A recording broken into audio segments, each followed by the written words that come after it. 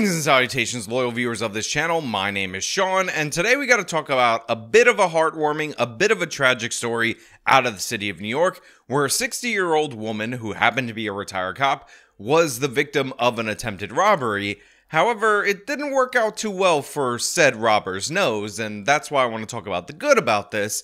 However, this is unfortunately a part of an ongoing trend, so there is some bad elements to it. Now, before we get into that, I want to thank everybody who signed up over on actualjusticewarrior.com/join. Give me the money. Give me the money, okay? It is really appreciated.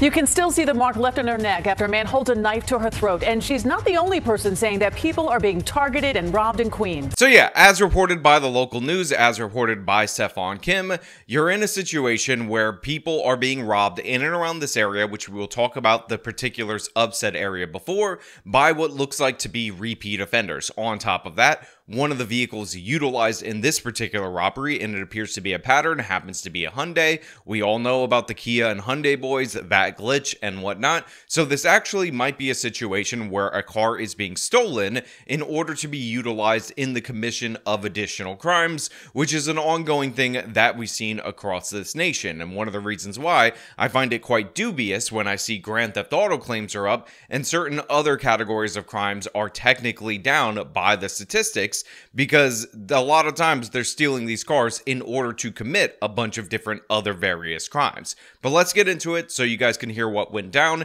hear how scary a situation this actually was, and how disgusting these criminals, that I'm sure many people will call Aladdins, innocent angel Aladdins, just trying to feed their starving families, actually are. A week after she had a knife to her throat, you can still see where he pressed the blade into her neck. He pushed that knife in really hard. In this Eyewitness News exclusive, this 60-year-old retired police officer who did not want to show her face says she noticed two men in a black Hyundai SUV with tinted windows slowly following her for more than a block. Then, as she was walking down 146th Street in Flushing, just a half block from the LIE, the passenger got out of the vehicle, ran up behind her, and put a large fishing knife to her throat. So yeah, like they said, black SUV, Hyundai, probably a stolen SUV, slowly creeping behind this elderly woman, obviously targeting her because she looked like a vulnerable victim, and then suddenly the passenger jumps out of the car, they come behind them, and a fishing knife is put to her throat, and as you saw in the open, you could see the bruising for how hard the knife was pressed into her throat. But it gets worse, it gets more disgusting. I want you guys to hear that before we get to the positive part. He says, just give it to me. Just give me what you got. Just give me what you got. And I didn't have anything. And I told him I had $4. So yeah, that's right. Guy comes out of the car, knife to the throat. You see the bruising of it. You see the evidence of it. Possibly a stolen Hyundai on 146th Street. Broad daylight, by the way. Elderly woman in her 60s. Demands everything that she has. She doesn't carry money on her. She carries about $4 in cash, offers him that. He gets angry and he decides that he's going to fiddle around with this 60-year-old woman's bra. I said, take it. And he was mad and put his hand down my bra to see if I had cash in my bra like some women do. Cops say it happened last Saturday just before 5 p.m. with the knife to her throat, because that's the kind of caliber person that we're dealing with.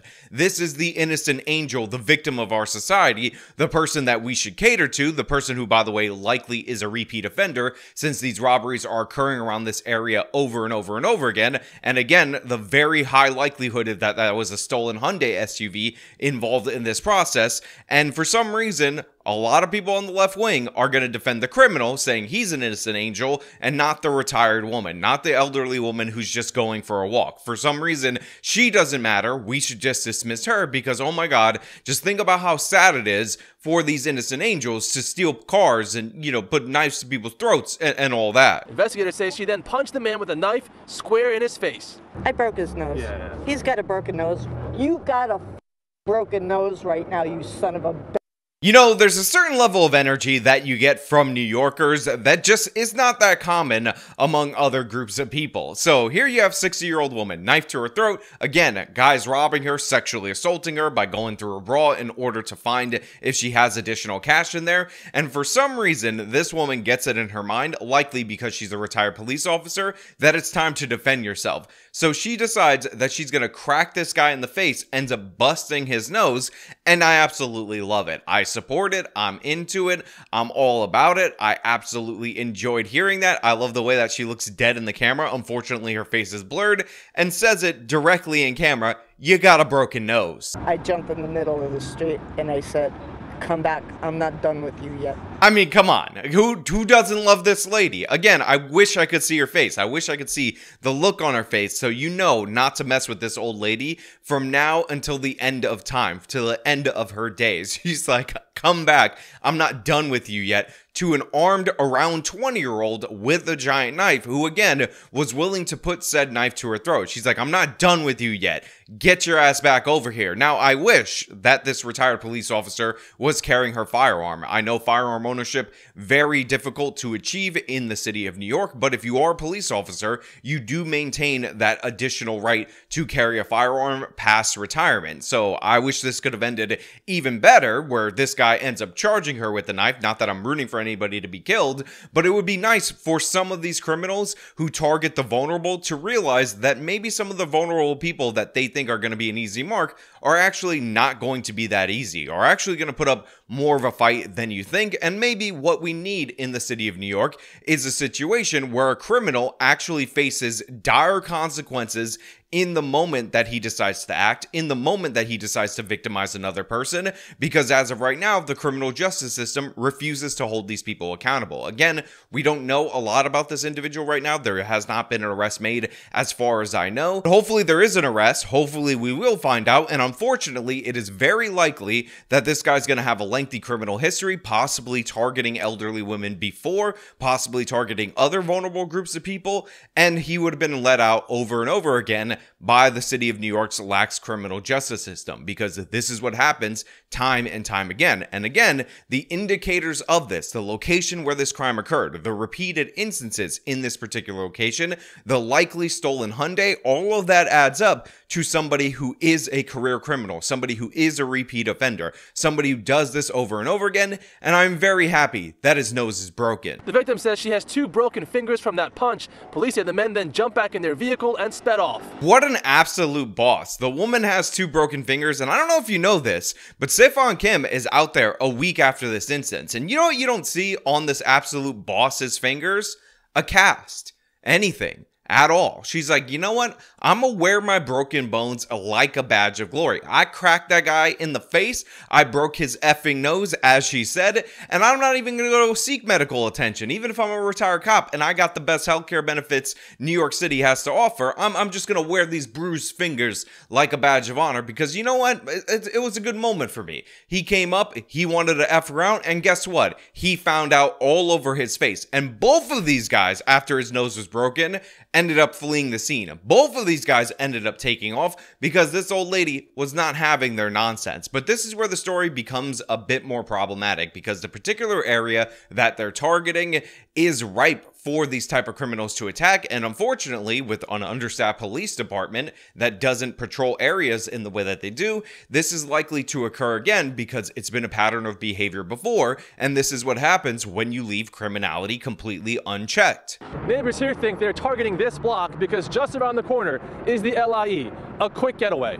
My parents are in their 60s. I have to make sure that they're okay. Terrified residents say it happened on this block several times in the past several weeks. There's been multiple incidents on this street where older people have been attacked, targeted and attacked. So for those of you who can't tell right there, that is clearly and obviously an Asian man. He is worried about his elderly Asian relatives. And this is in fact Flushing, New York, which is a predominantly Asian neighborhood. I believe that it has more Chinese people than Chinatown in New York City, and more Koreans than anywhere else in New York City as well. On top of that, I can confirm, as somebody who has been in and around this area before, who has gotten on the highway over there, that this is a very quick way to get out of this particular area. There happens to be a street, I believe 1 or 2 blocks east of that, that is the primary street in which people churn in order to get on the highway, but that one has a bunch of different lights and all that. So this is the shortcut route without almost any obstructions that you would take in order to avoid being seen by cameras, having to deal with excess pedestrians, having to deal with excess vehicles. So for sure, this is definitely a highly vulnerable area to those criminals. close. There's also other highways that you can connect to pretty nearby over here.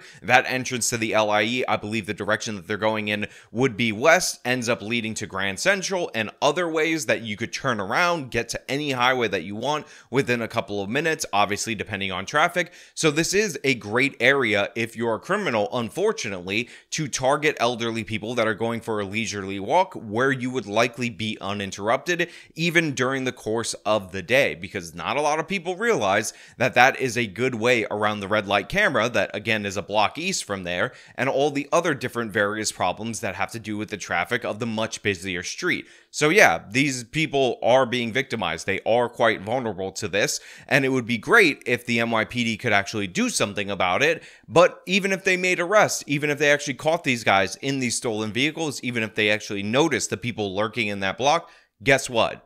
They're going to be released same day automatically because of bail reform. The victim says the men appeared to be in their 20s. She says both had short dreadlocks, both were wearing dark sweats. She says their SUV had New Jersey plates. Police say the investigation is ongoing. Look, one of the things I hate about the local news is the descriptions that you often get for perpetrators that are on the loose. Now, I understand if some people don't want to talk about the race of certain suspects and all that after they've already been caught, because now they're in the criminal justice system and now it's going to be adjudicated, and you'd rather not highlight the race of this individual or that individual. But these two individuals are on the loose, and what did we get? The description of the color of the car, the description of the color of the clothes, the description of their hairstyle, and that's it. They didn't explain the rest of the description. You're going to tell me that this 60-year-old woman who was just physically assaulted, her life was threatened, she was just sexually assaulted, who gave Stephon Kim all of that, also didn't mention that they were likely young black males as well?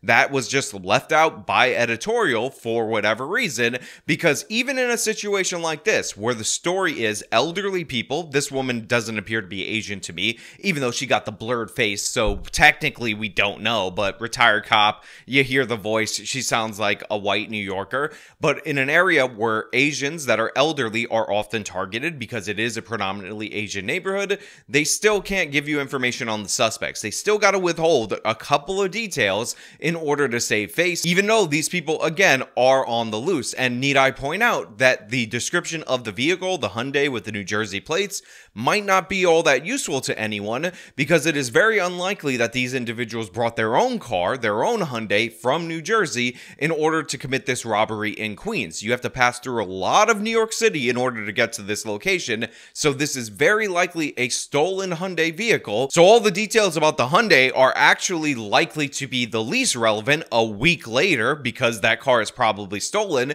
and these criminals probably went through a bunch of different other various cars, but the details related to the suspects, the individuals, the immutable characteristics in this moment are very relevant. Again, we can have a conversation about racially describing suspects post their arrest. We can talk about the utility of that, but in the most practical sense, when somebody is on the loose, you want to get all the information out there humanly possible. And guess what we're not receiving right now?